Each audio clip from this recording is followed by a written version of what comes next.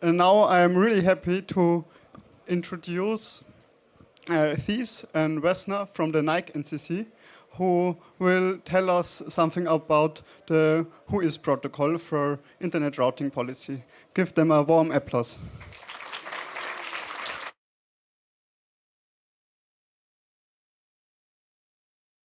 Hi everyone, I'm Vesna. I'm Thies.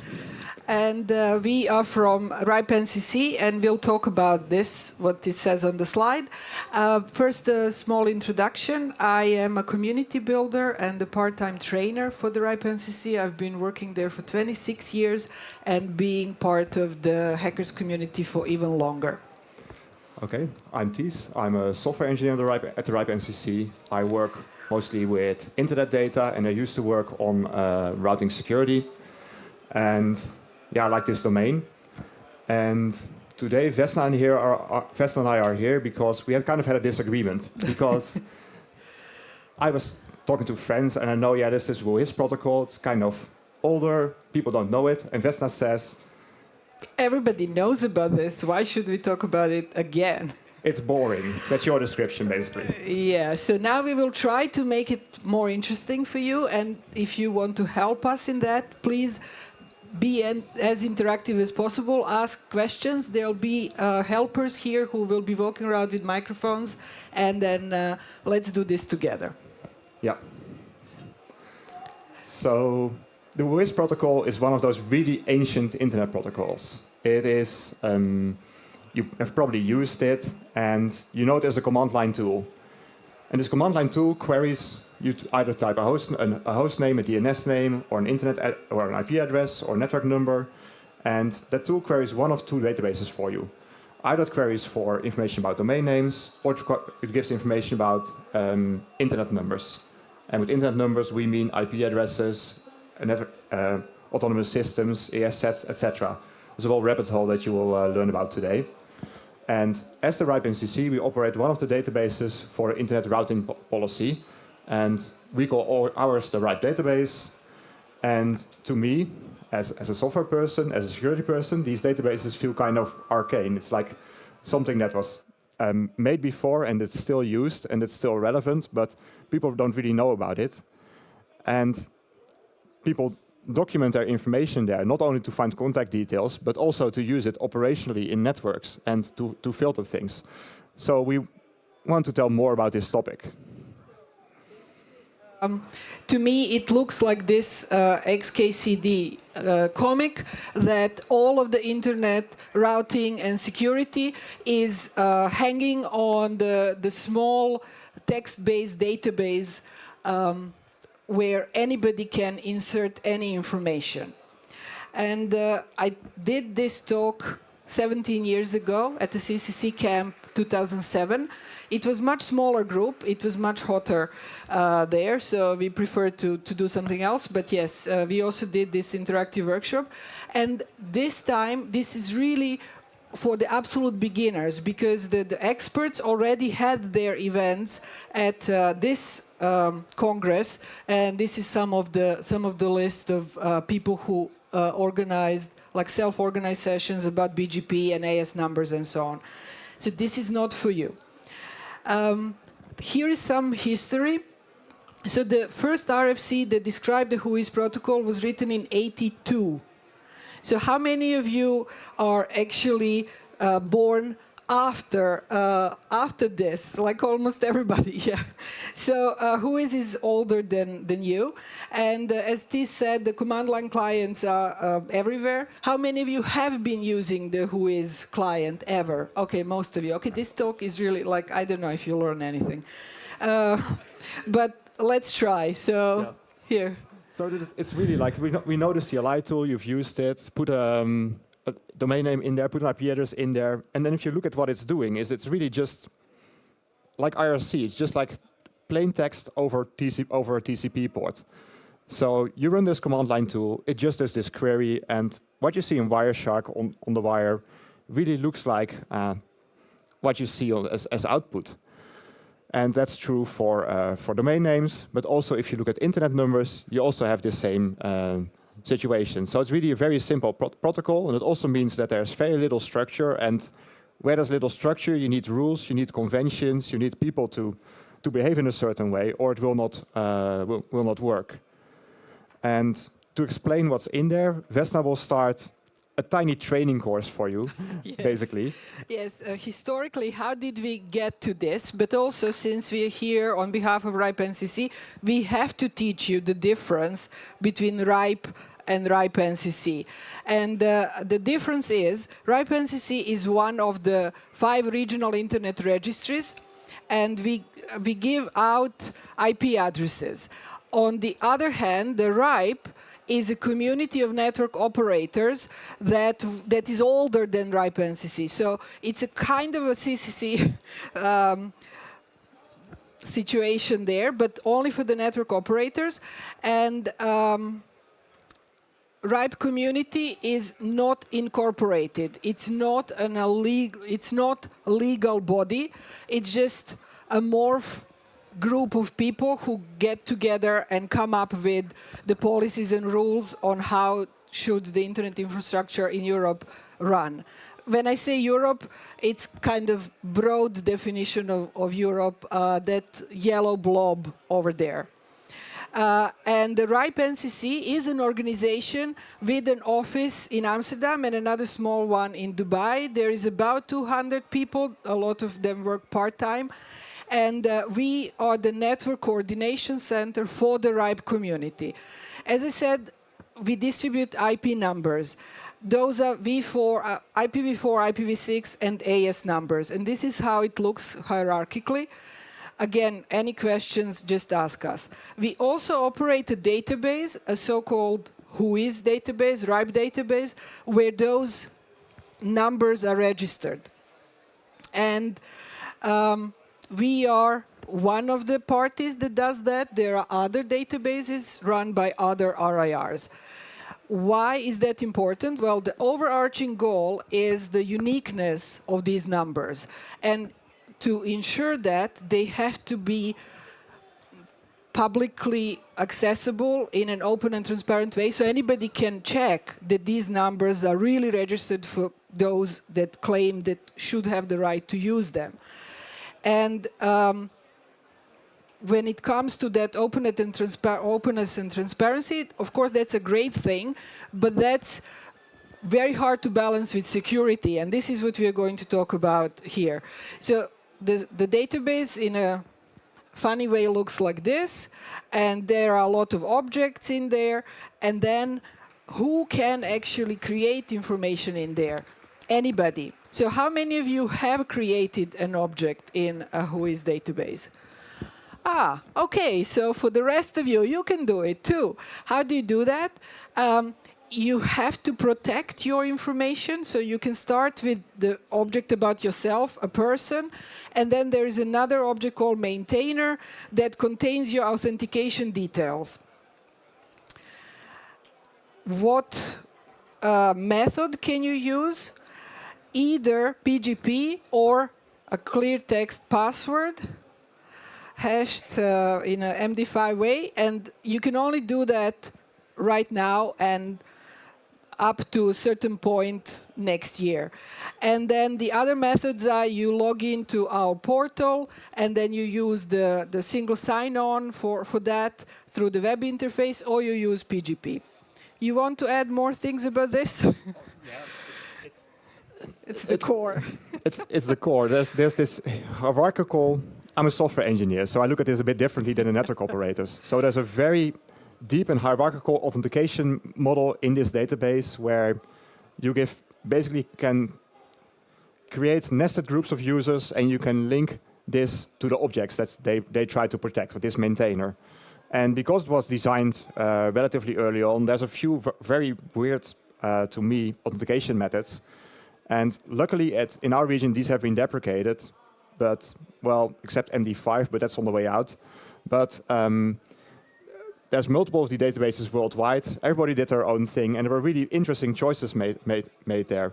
So, for example, people did not only authenticate by providing the plaintext of the MD5, but since information in this database is publicly available, the MD5 hashes were also available until 2016, until 2011, for example.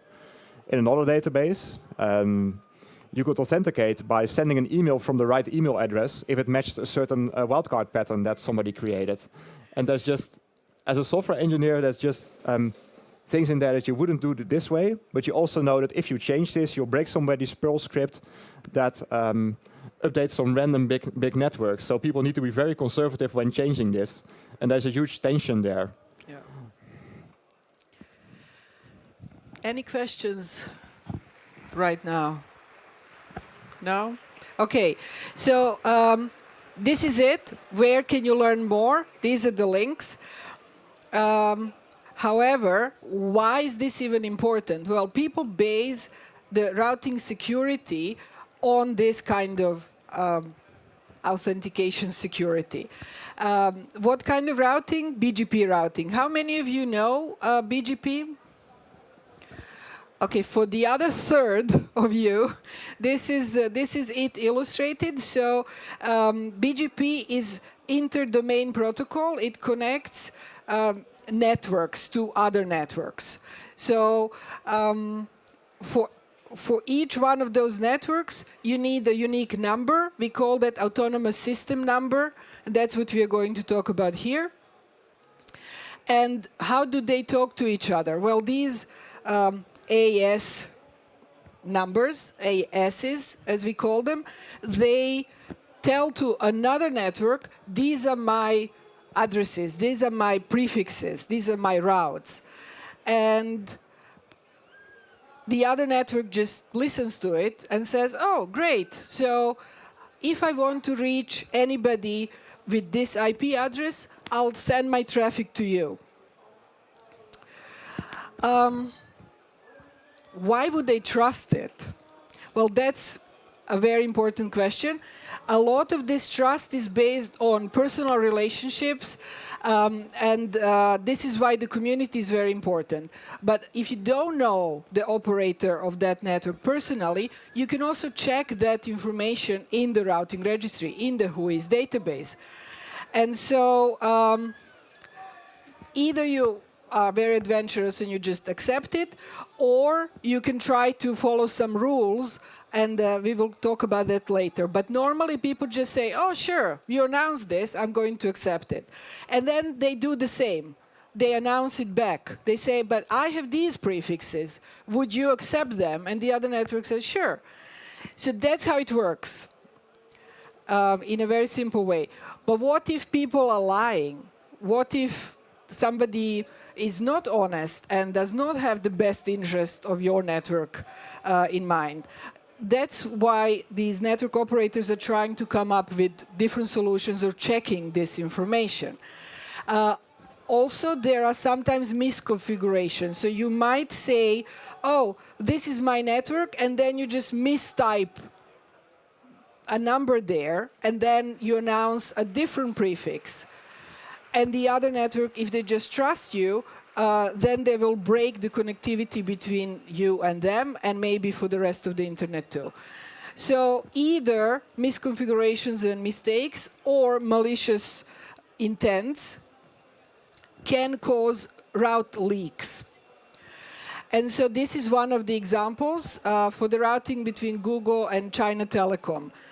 This is the real life one, but there is many, many other ones. So if you are not only two networks, but many networks in between, and then you say, oh, through me you can reach this other prefix, and other people trust you, then you're going to send the traffic wrong way, and it's never going to reach the correct destination. So that's a problem that we're trying to solve with these tools that we're going to talk about later. Yeah, I just go on? Yeah. Okay. So how can you prevent that? By registering what should be the correct prefix in the routing registry. And then when all those prefixes are registered, people can make a list of what are the correct prefixes and correct AS numbers that should be announcing them. And then before you start accepting the traffic, you compare that list to the actual prefixes that you get from your peers, and then you drop the ones that are not on that list. Now, again, that method is not perfect because if somebody makes a mistake by registering it while registering it in the database, then you also drop the legitimate traffic, but it's better than nothing. So that works on the receiving side, like when you want to protect your network, but also as a network operator, you have the responsibility to register your own network so that others can create these route filters in a proper way. So that's basically the routing security from, again, the 80s and the 90s. Why else? So you can tweak that list not only to kind of determine who is the legitimate holder of the address space, but also to say, oh, but you are my customer, I'm going to give preferences to you. Or you can do it for the censorship reasons, like I don't like that company, so I'm not going to accept prefixes from that company or from that country. And also for the traffic engineering. Oh, I see the political reasons are not there. Yes, there are political reasons in addition to the economic reasons. So those decisions, those reasons that you have are called policies. And then you can describe them too in the routing registry. Yeah, this is too much detail, inbound policy, outbound policy. And so based on these prefix lists, you create those filters, and that's how you create routing security. There are some prefixes that you, oh yeah, and which tools can you use? Well, there's a lot of open source tools. Here are some of them, and Tis is going to tell you in detail how do they work. But there are some prefixes that you should always reject, filter them out, and some of them are called bogons. Others are the addresses that, that belong to the IXP LAN, and the default route you should also not accept unless, well, you have agreement with your provider to do that. There's a lot of RFCs referenced throughout of these slides. Poof. Please interrupt me with a question. If you don't, I'll just go on. So, the database where you register this is in Europe, RIPE database, but in the rest of the world, there's many other databases. And again, why do you do that? For coordination, la la la. All of that is very theoretical. How does it actually look like? It looks like yet another database object, which is clear text, and it's called route, and then you describe your prefix, and then you say who should be announcing it. It's like super simple. Who originates that route? That's it. Who has the right to do that? You have to get permission to create this route object both from the holder of the address range and the holder of the AS number. And normally that's the same organization, so it's not a problem. Sometimes it's not the same organization, then it becomes more complicated.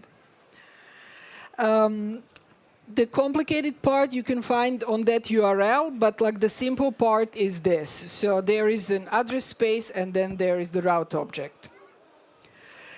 The network number, the AS number, is described in yet another object, and that one is like larger and more complex because it also contains the routing policy. So it says which organization holds this number, but also which prefixes you are accepting and which ones you are announcing and from whom. And that's not strictly necessary. You don't have to do that, but it's nice because then other people can read in kind of plain text what is your traffic going to look like. If they want to peer with you, they can already read there what can they expect. And so these routing policies, again, can get very complex. Depending on the relationship between you and the other networks, you can be peers to each other, you can be customer of someone, or you can have customers. And there are RFCs that describe all of that in a specific language called RPSL, Routing Policy Specification Language.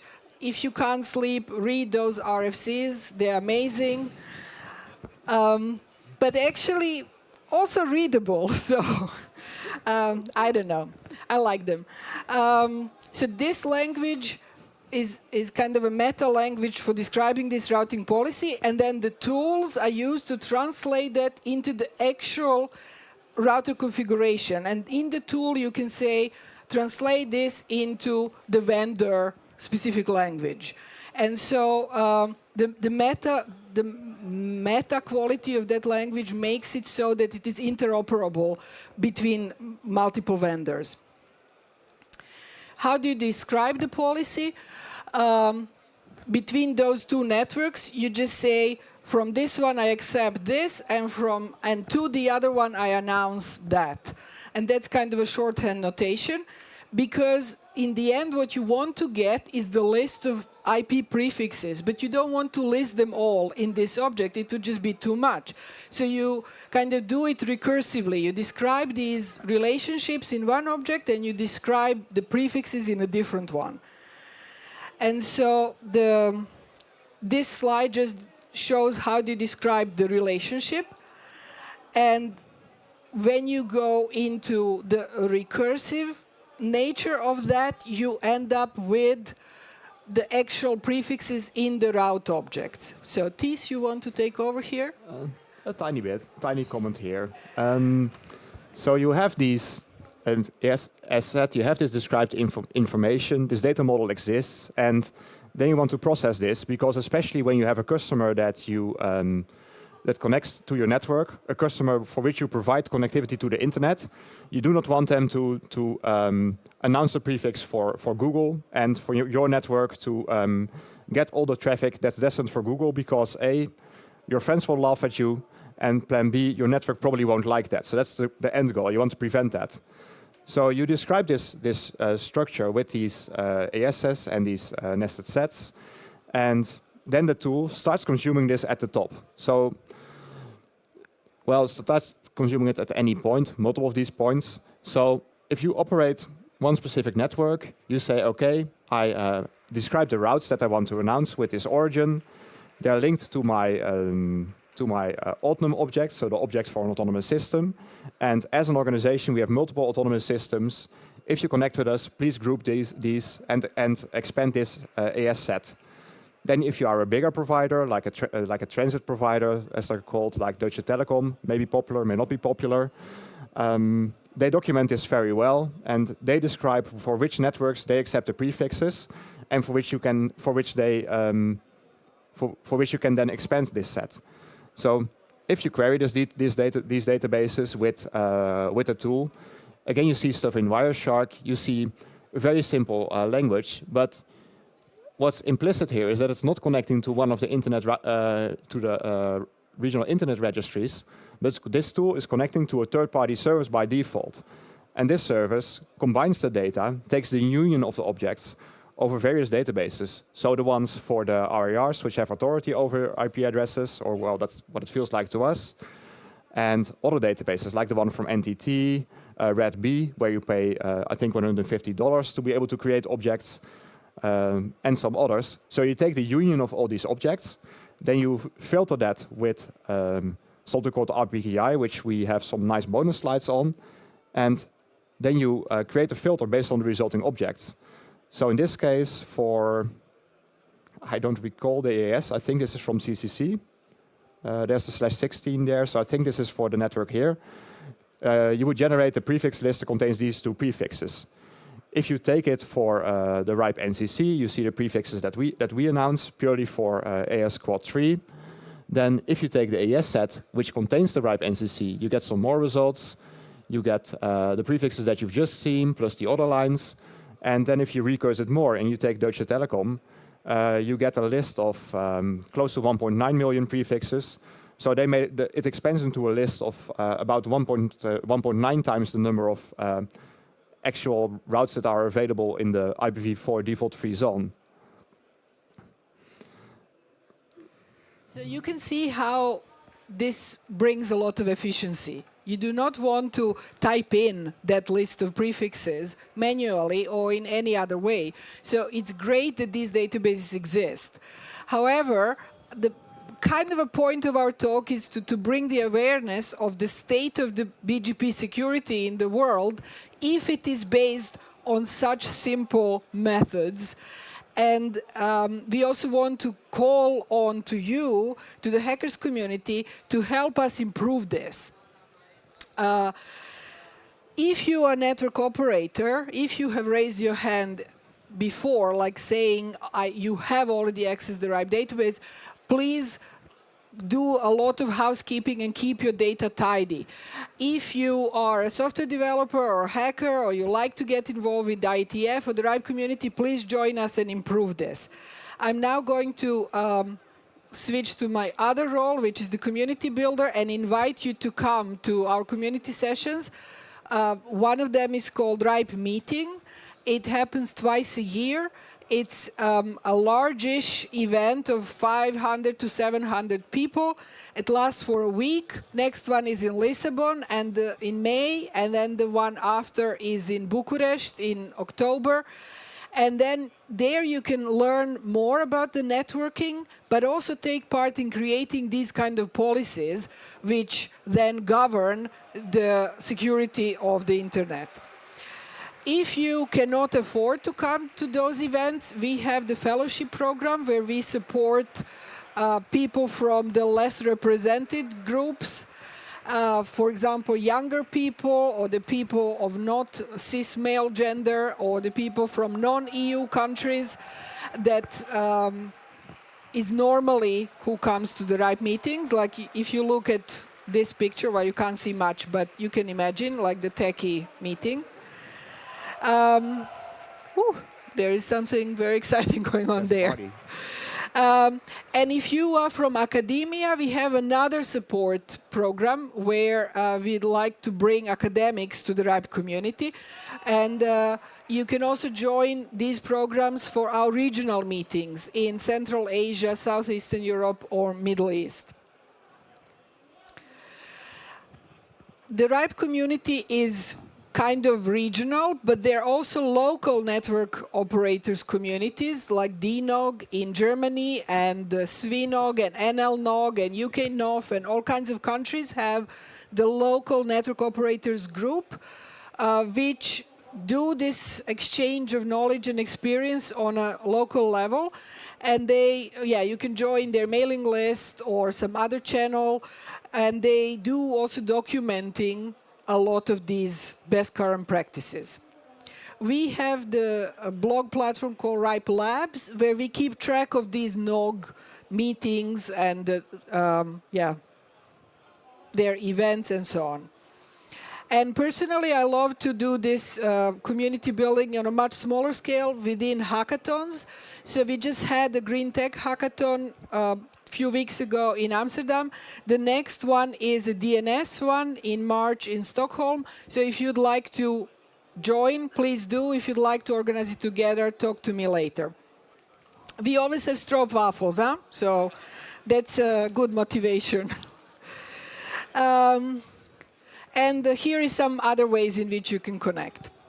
So to end on a kind of future-proof technology, we have moved on a little bit from RPSL towards RPKI. So that's like the newer version of the routing security, which includes the public key infrastructure for the internet resources. And how does it work? Well, here is a short introduction in text. Why do we have it? I'll get back to that. So this is how it works. You form a chain of trust by signing your resources through your regional internet registry. And then as a user, you validate the chain of trust in this way. So it kind of, again, goes both ways. And this is another illustration. So if you have some IP resources, you say, I am authorized to announce this prefix. And you create a record which says that, and then you store it in the public repository so that other people can check that record. And then the other way around, if you want to check that record, you go to the repository, which leads you to a person who created it in the first place, and then you can trust it because it has been granted by the regional registry who knows who should be having those resources. So again, this is like a fairy tale. No, it's not a fairy tale. In my explanation, but you can go back to it and give some more details. This is what I know, but what I don't really want to talk about because this is so deep. This is 25. There's 25 years between. Is this right? Yeah, 25 years between RPSL being designed and RPKI being designed. So instead of a plaintext protocol with multiple databases that each are authoritative for the whole space, and you just take the union. This is hierarchical based on this distribution model of IP addresses, and it's a little bit more complicated with complete X509, custom X509 validation stuff in there, and a lot of nice software engineering if you want it. Sure. And should I do this one or do you do it? Okay, No, yeah. you. So this is certificate-based. This starts at the regional internet registry where you have one first certificate, a root certificate, a hierarchy of certificates below that are nested where each certificate shows the resources that are on there. And finally, CMS-signed objects that contain a signature from the certificate that contains those resources and a payload that says, hey, this information is valid, this network can announce these prefixes. And then a distributed network of validation software that runs in each network that consumes this information, retrieves this information worldwide, validates this from this root of trust, and compiles the list of validated objects. So instead, in one situation, you have people reusing a centralized database that aggregates information from all of those. It's plain text, and you just trust it. In the other situation, you have a distributed system where the certificates are spread around the internet, and the validation is done locally, preferably, is spread around the internet. And there's a lot of cryptography involved, and you get a partially the same result, because while the RPKI can secure some objects, so these route origin authorization objects prevent route leaks from affecting the internet a lot. It was Fastly that recently did a good blog on that, for example. So when somebody makes a configuration error, and like Pakistan Telecom did years ago, a very famous example, it only affects a small region of the internet instead of spreading across the internet. And Go on. okay, and because you used to have all these big incidents where somebody misconfigures something, and it affects the whole internet, and that's much more limited. And I hope we have a question. Vesna, we got a question. Yay! Where? Woo! Hi, yeah. I was wondering if there is a relationship between the RPKI trust anchor and DNSSEC and its root trust anchors. Anchor, singular. They are completely separate. The communities that operate the RPKI root of trust and the DNSSEC root of trust kind of overlap. There's crossover of IDs between them, but the technology is completely different. The main difference, I think, is that RPKI is X509 certificate based, and DNSSEC is a completely different world.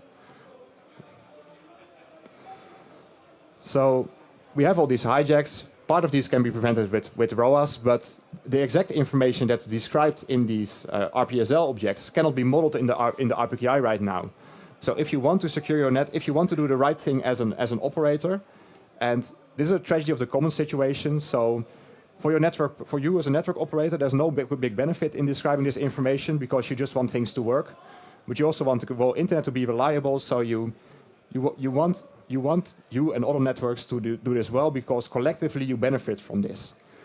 So the best practice is still to do RPKI and to do RPSL and to generate these filters using this policy you retrieve over port 43, because the RPKI cannot do all these tasks yet and is still under development. So do we have a slide where it says what's in the future with us? No, we don't. Okay, we took that one out. Okay, but there is still more development for the RPKI, especially for the path authentication, because currently you can only Fail. You can only use it to validate prefixes directly, but there are still some attacks for which this does not protect you of. Oh yeah, there you are. But I do also want to disagree with you because we promised the fights. Philosophically, I do not agree with the concept of tragedy of commons in general, and practically, I do agree with the other part of what you said, is that for this to work, the deployment has to be widespread. So the more people actually use these tools, the more secure it becomes for others. And so this is why we are inviting you to do your part, even if it's not only going to directly benefit you, but it will indirectly make your own network more secure. Yeah, and I don't like this economic argument either, but I know it's very strong, and especially if we are the RIPE NCC, we're talking to people that make policy. We want this to be configured. We want people to do this the right way, and the network operators want to be able to make their own choices. So it's a very thin line where the network operators need to make the internet secure, prevent big disruptions, prevent big problems, because if they don't, the EU will step in maybe and say, you need to do this, you need to use this technology, and then they may pick the wrong technology. Yeah, that's the great argument for taking part in the internet governance, both as a network operator and as an internet citizen. And so it's very important that you educate yourself, like how does this work, so that you can know what can you demand from your politicians and what you should tell them to stay away from, because they're just going to make things worse. Because until now, however fragile this system is, it actually does work. And it is based on the voluntary cooperation between network operators themselves. And it is completely open and transparent. Anybody can learn about this, anybody can practice it, and anybody can ask questions. Where are you? Yeah. Hi. Oh, over there. RPKI is under development since many years. Are you planning to enforce the signature of records in the future? Oof. Enforcing is almost impossible, because what would be the consequences of not following this enforcement? So there is not one entity that can make enforcements. Again, it is on the community of network operators and the network peers to make sure that it is better for you to do signatures, for your own reputation, for your interconnections with your peers, and the consequences of not doing such a thing would again be more relational than legal. And if you're talking about doing the signatures, there's a big tangent here. Like the distribution of IP addresses started with John Postel writing them down in a little book before this RER system was created. So there are IP addresses which are technically unable to be registered with RPKI because they don't even have the history that they're under one of these RERs. But when it comes to strongly recommending that networks do ROV filtering to prevent BGP announcements that contain a typo or are consciously misconfigured from spreading across the internet, yeah, we highly recommend that. And the other element of RPKI is not only signing, but validating. So while we could theoretically enforce signing, which again, I'm saying like that's not easy, and we don't even want to do that, because RIPE NCC cannot just decide to do that. We implement policies that are given to us by the RIPE community. So currently, we are not enforcing anything. But then when it comes to validation, that's on every operator to choose, are they going to use this system or not? Because of course it has pros and cons like everything else. So it's complex, it adds an extra level of work for you, and it also brings other ways in which you can fail with configuring your network. And then I do want to say for the more advanced people here, please use this. This is my, like, the biggest wish of this talk for the people who are using RPKI to go to the next level and use the delegated RPKI. So to run your own little certification authority for the routing, for the prefixes. And that's another situation where you can choose between complexity and failure modes. But being in control of your own infrastructure has advantages, especially around automation, and for the people here, for the feeling of being in control of it, for the experience, to see more of the behavior of the system. It's a very nice architecture. And for me, like on the political level of agency, it also creates more decentralization in the system if more people are going to run these certification authorities. As an operator, how much of the internet IP space will break if I enforce validation at this time? If you filter the routes that your network accepts, Yes. that's negligible.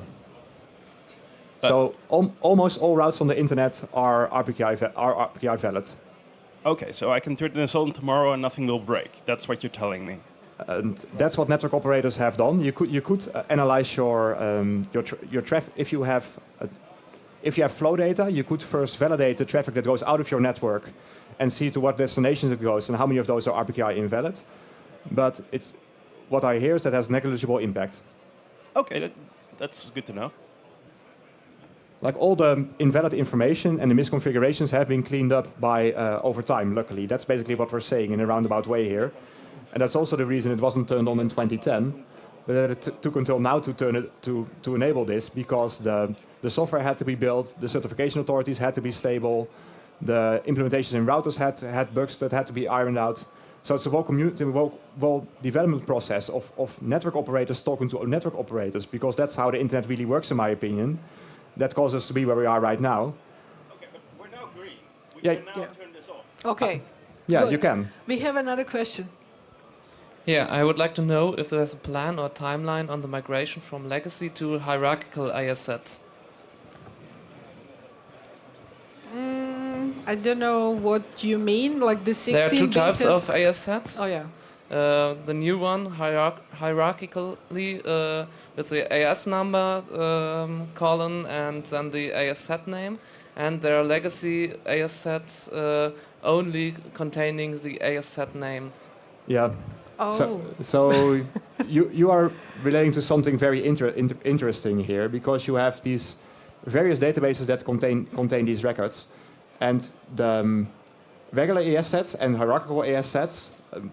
The problem with regular AS sets is that you could have, if I understand correctly, is that you could have a name collision between these various databases, and then the software that consumes this information may prefer a database that does not contain the real record. So if somebody creates, I think it was some hyperscalers had problem with this. Some kids on Discord created AS Cloudflare in the RIPE database, and Cloudflare had a tiny issue. I think it's a hypothetical. And so as a network operator, you should migrate to the nested AS sets, in my opinion. But I don't think there's a policy to prefer that or to decommission the old ones. No, but it's a good idea to start that discussion in one of the communities and then maybe create the need and the policy and the procedure to promote this. But there will never be like an end date or like everybody will use it, because again, it's a very diverse community of network operators. There is no overarching authority who is going to mandate any set of rules.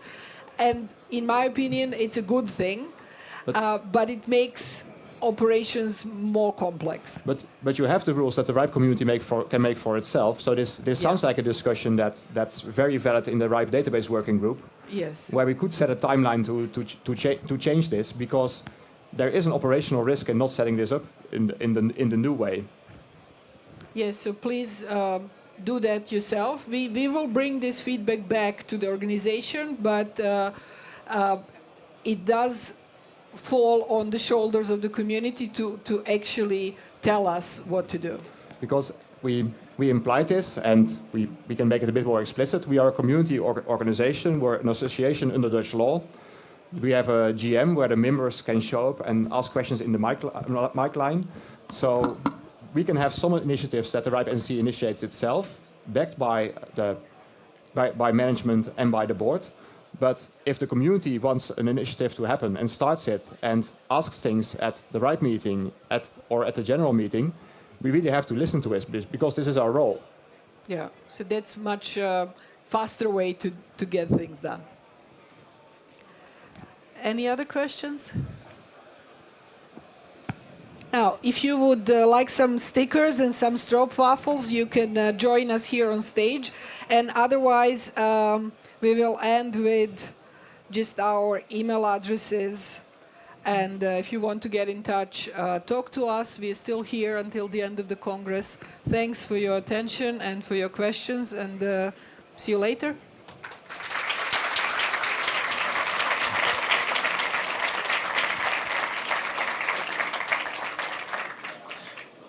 Are there still some questions? We still have enough time if you want to ask a few questions. Yeah. Oh, there. There is some question. Oh, no. Oh, but there is one question. The person with the green. The questions regarding the X509 certificate trust store. Who operates the root? And I see the problem that if anybody is able to run this trust anchor, he can also invalidate some certificates and it will break the validation. And even if you think about there are operators from Ukraine and Russia today, and they should trust both the same source. And that sounds not so an easy solution. You go. No, you go first. Okay. So the root certificates are operated by the regional internet registrars. So the RERs have the root certificates, and those contain the IP space for our whole region. So the failure mode, as you describe, is pretty big if this fails at this level. So it's a huge burden on us to run this software and to implement it correctly and to do QA. Like, I was in the team operating this, and it was a huge responsibility to run, and a lot of focus on doing this well. Does that answer your question? Because, like, the small addition is there are no national root certificate nodes at all in the RIPE NCC in the region. RIPE region. Yeah. So the governments don't have control over this in the RIPE region, but in other regions, like if you in the APNIC region, for example, IP addresses are given out in some countries at the national level, and there may be more different interactions. But the trust in this system, it comes from the operators running the networks. The operators need to believe that this adds value to the network, and if it is compromised in some way by big operational mistakes or by government stepping in, etc., it hurts the trust in the whole system, like with DNSSEC. So these systems can only exist because the community trusts them, the community protects them, and governments know that the only security mechanisms that are in place here can only operate because they are trusted.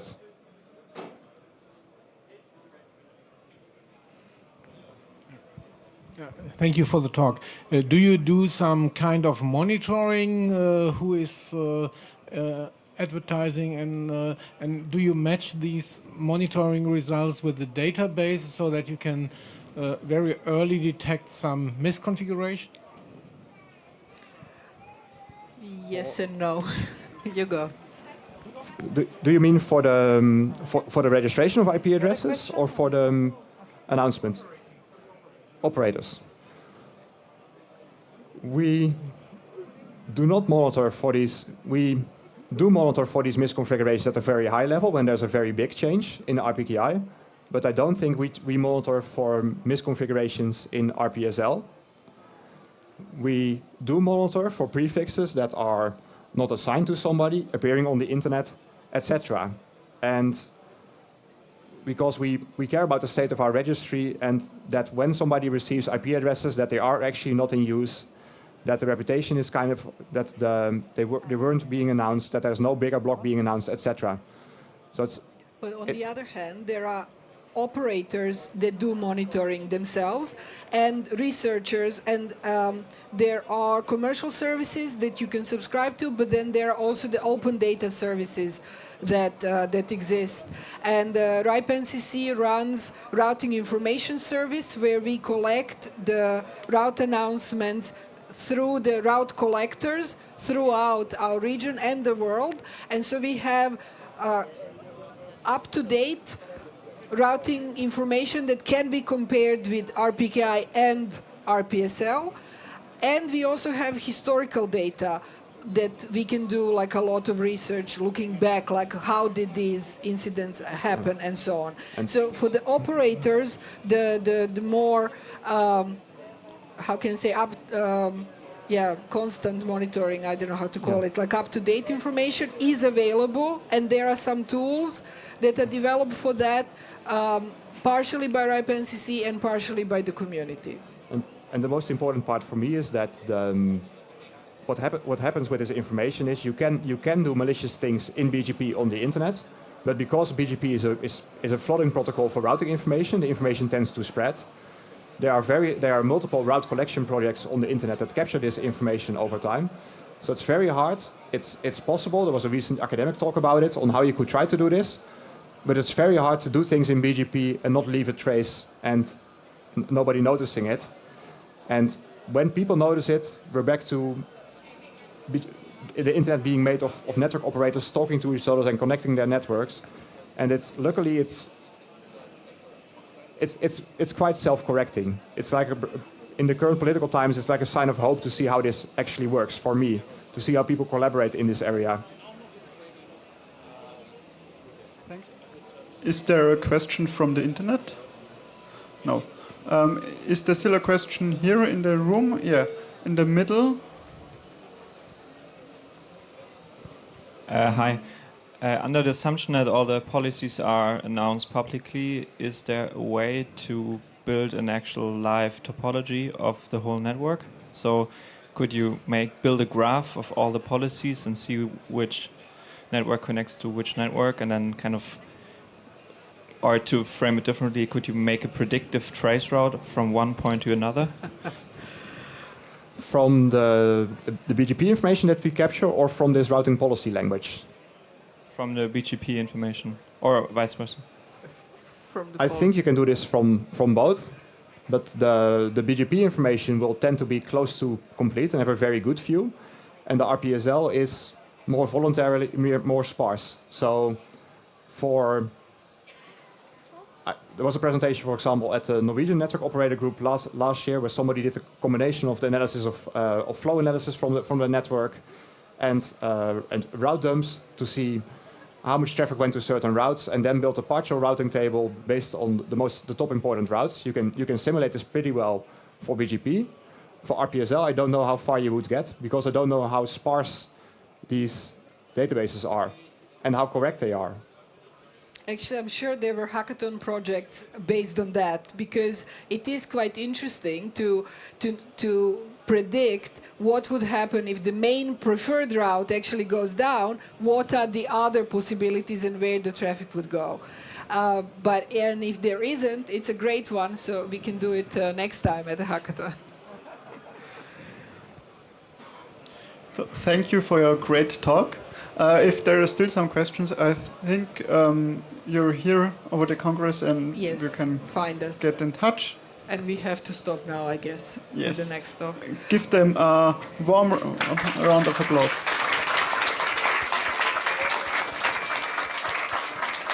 Well done.